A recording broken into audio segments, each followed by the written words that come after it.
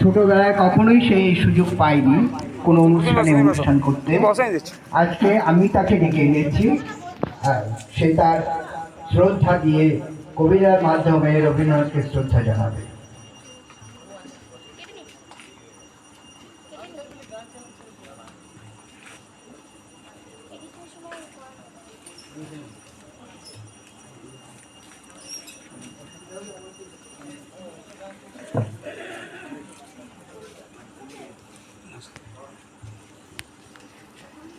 নমস্কার।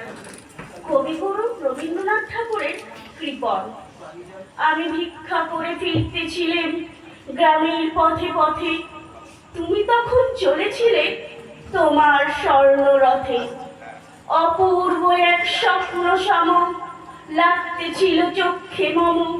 কি বিচিত্র শোভা তোমার, কি বিচিত্র সাজ।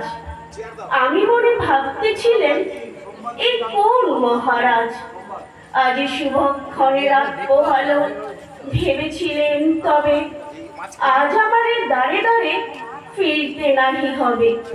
বাহির হতে নাহি হতে কাহার দেখা পেলেন পথে। চলিতে রথ ধন ধান্য ছড়াবে দুই ধারে। মুঠা মুঠা পুড়িয়ে নেব, নেব ভারে ভারে। দেখি সহসা রথ থেমে গেল আমার কাছে এসে। আমার মুখ পানে চেয়ে নামলে তুমি হেসে। দেখে মুখের প্রসন্নতা জড়িয়ে গেল সকল ব্যথা। হেন কালে কিসের লাগে তুমি অকস্মাৎ আমায় কিছু দাও গো বলে বাড়িয়ে দিলে হাত। মরি এ কি কথা রাজাধিরাজ, আমায় দাও গো কিছু। শুনে ক্ষণকালের তরে রইনু মাথা নিচু। তোমার কি অভাব আছে ভিখারি ভিক্ষুকের কাছে? এ কেবল কৌতুকের বসে আমায় প্রবঞ্চনা। ঝুলি হতে দিলেন তুলে একটি ছোট কণা।